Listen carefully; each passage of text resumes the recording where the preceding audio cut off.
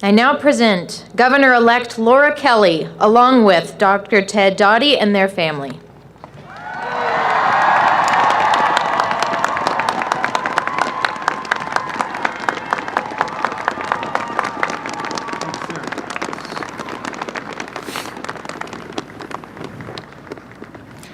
Please raise your right hand.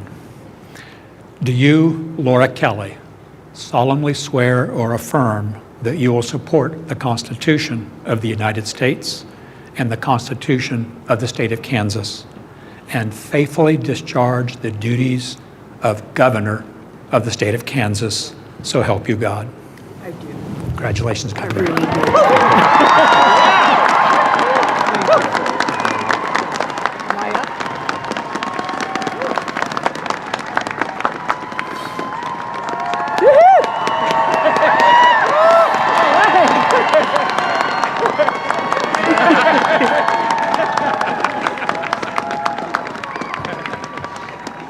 Well, welcome everybody. I particularly want to give a shout out to those of you on the other side of the perimeter fence. Thank you so much for being here. If it weren't for you, I wouldn't be standing here now. Thank you. I also want to say a few words about our Master of Ceremonies, Sarah Marsh. You know, I'm a big reader, and so I'm actually a bit awestruck right now to be in her presence. You know, she is a New York Times best-selling author, and she's a finalist for the National Book Award. That's awesome. Yeah, I just finished Sarah's book about 2 weeks ago, and in it, she tells her own story, and she tells it honestly and without reservation. And it's a story shared by so many in our state. She's a fifth-generation Kansan, and she's been a true inspiration to me and to so many others. But maybe most importantly, she's an inspiration to our children. Our children from every community who may be struggling, who may be facing adversity. What you've demonstrated is that hard work and grit really do make a difference, and that all children, no matter who they are or where they're from, are precious and do great things if given the opportunity. So thank you, Sarah. Thank you for sharing your story, Kansas's story, with the entire world. I'm really humbled and so proud to stand here today to lead this great state that we all love, and to begin to turn the page, and to bring about a new chapter in the inspiring story of Kansas. We gather at this unique moment in America's history as the very values that shape our foundation are being tested. The ideals that bind us are being strained, and sometimes it can feel like the forces of division are succeeding. But it is at these very moments when we're being tested the most, Kansans always shine. It's who we are. You know, when the evils of slavery came knocking on our door at the dawn of the Civil War, Kansans fought for freedom and joined the Union as a free state. When women struggled to gain the right to be recognized in our democracy, Kansas was among the first states to give us the right to vote. Yeah. When fascism threatened the free world about 80 years ago, Kansas trained the fighter pilots who joined the Allied forces under the leadership of our native son, Dwight Eisenhower.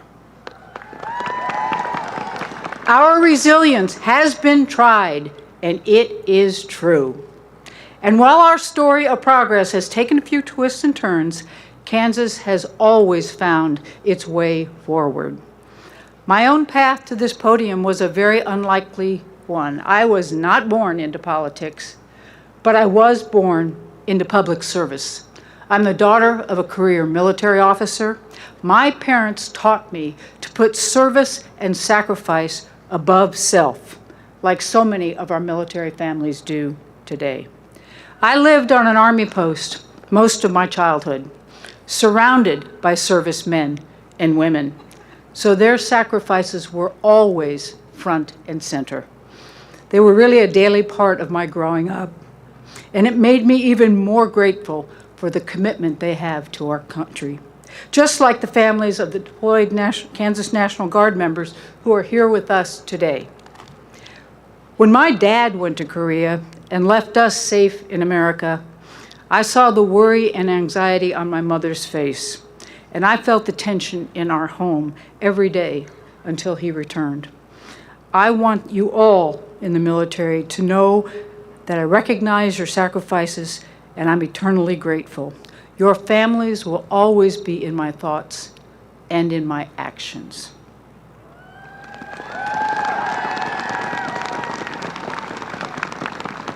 You see, public service is in my blood.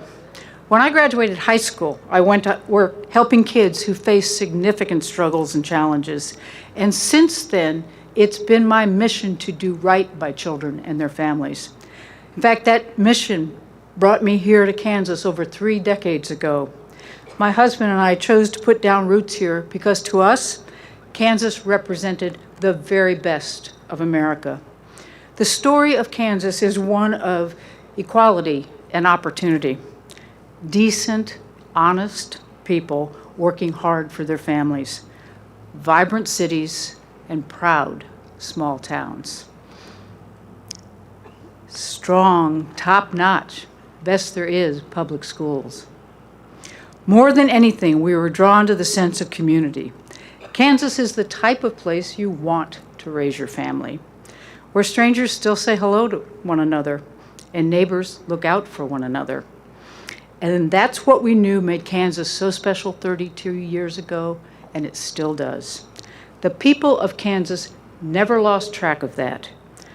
But somewhere along the way, that spirit of neighbor helping neighbor that runs so strong in our communities failed to extend into this building.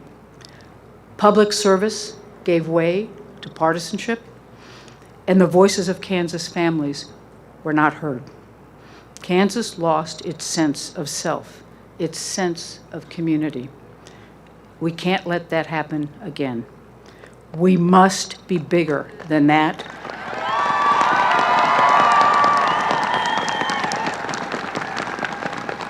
We must be guided by the values we share. We must forge a new chapter in our story starting today. Because there's so much that connects us as Kansans. We want the same basic things. We want to know that our hard work will be respected, not just with a pat on the back, but a fair and livable wage and a chance to grow. We want to know that good health care will be there when we need it, and getting sick won't mean a second mortgage or even worse, homelessness. We want to look forward to retirement, not fear it. And more than anything, we want our children to be happy and to be safe. We want them to see the future as whatever they want it to be, not held back by anything. To succeed at whatever they choose to pursue and be able to do it close to home. So much of that starts in our public schools. Schools are the center of our communities. Strong schools unlock the doors of opportunity in a changing economy. Strong schools ignore the circumstances a child is born into and puts that child on equal footing. A quality education is what we cherish as Kansans. And our school teachers are not just a line item on a budget. They're pillars of our communities. Deserving of our respect and our gratitude. You know, in the words of our own Dwight Eisenhower, Teachers need our active support and encouragement. They are doing one of the most necessary and exacting jobs in the land. They are developing our most precious national resource, our children, our future citizens. The next time you see a teacher, thank her, thank him, because there is no higher calling than educating our children. It is public service at its very best. We must do more to lift up those Kansans who serve and encourage more to join their ranks. We see Kansans signing up every day to serve in the military, law enforcement, and in our schools. We also see Kansans signing up to be a youth sports coach, to be a mentor, to be a leader in our faith community, to volunteer. When I worked at the Kansas Recreation and Park Association, I was always so... Yeah, let me say that again. I was always so inspired by those folks who keep up our parks and our ball fields in our small towns all across this state.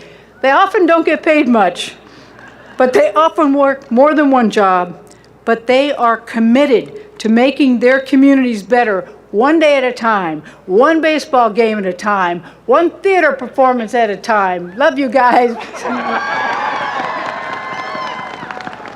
And this work makes such a difference in the quality of our lives in our communities.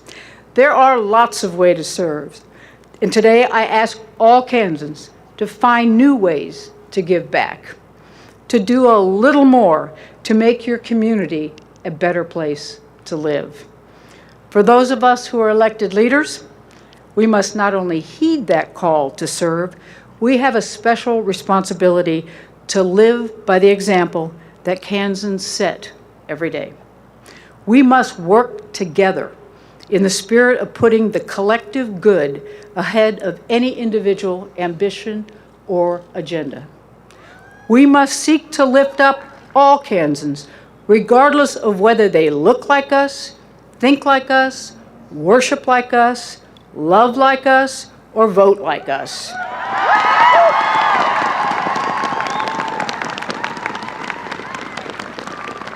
That's how I approach business in the state Senate.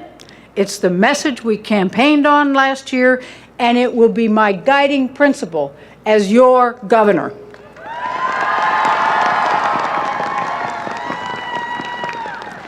Yeah, that's what Kansans expect of us, and they have every right to demand it of us. Because when Kansans sign up to volunteer at a local school or shovel snow for an elderly neighbor, they're not doing it as a Democrat or a Republican.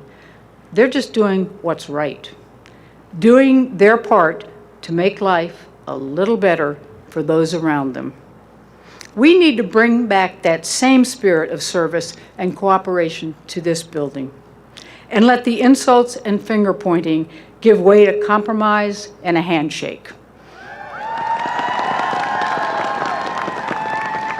We need to put down the partisan swords and lift up the values that unite us as Kansans.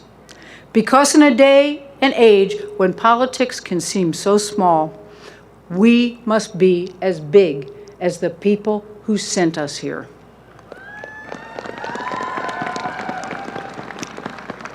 That's Kansas. It's who we are. And that's the new chapter we must write. And we'll write it together, starting today. God bless you all, and God bless this great state of Kansas.